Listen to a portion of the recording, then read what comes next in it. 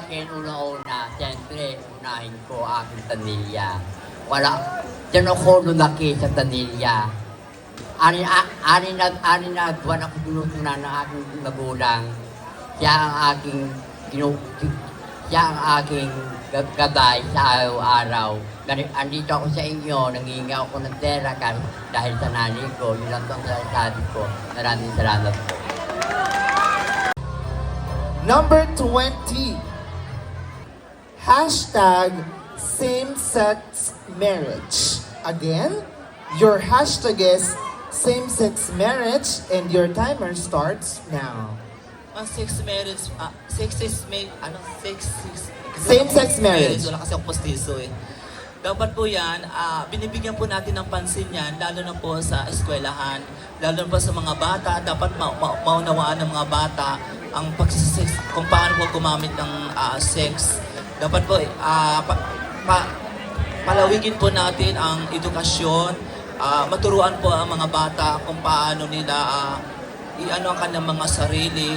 Dapat ang sex po yan, dapat yan sa mga matatanda lang po yan eh. Sa mga taong merong nakapag-iisip po ng tama. Kung ano po yung tama, kung ano po yung mali para sa kanila. Sapagkat ang buhay po natin, hindi po tayo humawak ng buhay natin. Kanya-kanya po tayo ng buhay. Kaya nga po, ang masasabi ko lang, dapat po ipasok ito sa eskwelahan, ituro sa mga bata kung anong mabuti, kung anong masama, kung ano yung karapat-dapat na dapat nilang gawin sa sarili nila para kasi dumadami na rin pang populasyon natin eh. Hindi ko sinasabi kontra populasyon, makakapamilya. Thank you so much. Number 18. Hashtag number 18. And your hashtag is hashtag self-love. This is one of the most important thing that I'm always telling to myself because I've experienced heartbreaks and it's really hard for me. Especially, I was heartbroken when I was 17 years old and I was so depressed. So in order for us to have a self-love, we should be genuinely happy from the things that we do. May it be in the career that we choose to pursue, may it be in the people that we choose to let in and let go in our life, or may it be in the path that we used to take. And if not, may we all have the courage to reroute and redirect ourselves to put into places. Because after all, there is one thing that I can say to every one of you. Always fill your own cup first and let the world benefits from its own overflow. Dahil mahirap, paano ka mamahalin ng isang tao kung hindi mo kayang mahalin ang sarili mo? Make sense? Good evening. At hashtag number 2. And your hashtag is hashtag PBBM. PBBM and your 60 seconds starts now. Okay, ladies and gentlemen, hashtag PBBM. I don't have any position po para magbigay po ng isang disadvantage para po sa ating presidente po. Dahil naniniwala po ako, wala pong perpekto dito sa ating mundong kinagagalawan. Maaaring biktima lamang po siya sa mga tao nakakasalamuhan niya at nakakasama niya sa palasyo. Well, ladies and gentlemen, hayaan po natin tapusin niya ang kanyang termino upang ipakita sa atin kung ano pa ang kaya niyang ibigay po sa atin. Ngayon, kung hindi po man, dapat po sa susunod na botohan po, bumoto tayo ng tama. Yun lamang po at maraming salamat. And your hashtag is hashtag number 19. Hashtag ang mahiwagang screen. Hashtag freedom of expression. Hashtag freedom of expression. Hashtag freedom of expression.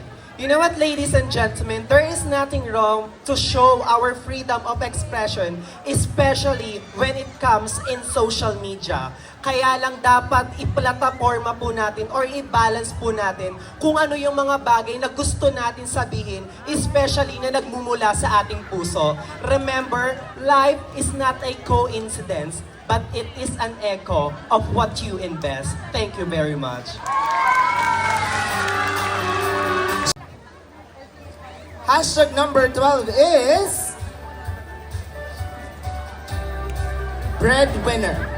Hashtag number 12 is breadwinner. 60 seconds starts now. Hashtag breadwinner. Alam naman po natin na karamihan sa breadwinner breadwinner ay nasa parte ng LGBT. As a breadwinner, isa po akong breadwinner ng aking pamilya. Ako po ay nag-aaral pa po, ngunit ako po ay sumasali sa ganitong uri ng patimpalak upang mapagpatuloy ko ang aking pag-aaral at ako ay makalikom ng pera para po mapagaling po ang aking nanay. May sakit po siyang hika and kaya po ako sumasali sa mga ganitong uri ng patimpalak at may pagmalaki ang mga parte na LGBT na part na ng breadwinner. Kaya dapat natin ipagmalaki ang bawat isa, lalong-lalo na ang mga breadwinner dahil hindi po madali bilang maging isang breadwinner. Kaya dapat natin po silang ipagmalaki. Maraming salamat po. And your hashtag number is... Hashtag number 17. Again, 60 seconds. Hashtag drag community. Again, hashtag drag community. Drag community, as we all know, being a drag queen is very hard because there's a lot of discrimination that is happening in our surroundings being part of LGBTQ community. As we all know, the fact that inequality and discrimination is one of the prevalent issue now in this millennial world. I'm a living testimony of this some sort of oppression. That is why I advocate for SOGI, Sexual Orientation, Gender Identity and Expression Bill or Equality Bill, because I would like to be a voice of every unheard LGBT member who is experiencing this kind of prejudice. Because I believe that human right is an LGBT right and it's rightful for us to be treated equal respect and opportunity as long as you eat the same food, you drink the same water, you are studying the same land, and you are breathing the same air. We are part of this humanity and we should treat each other equally.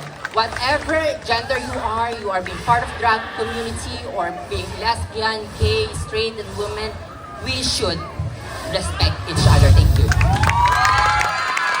All right, Miss Fran. Number? Hashtag number 8. Again, 60 seconds, Miss Pautelan.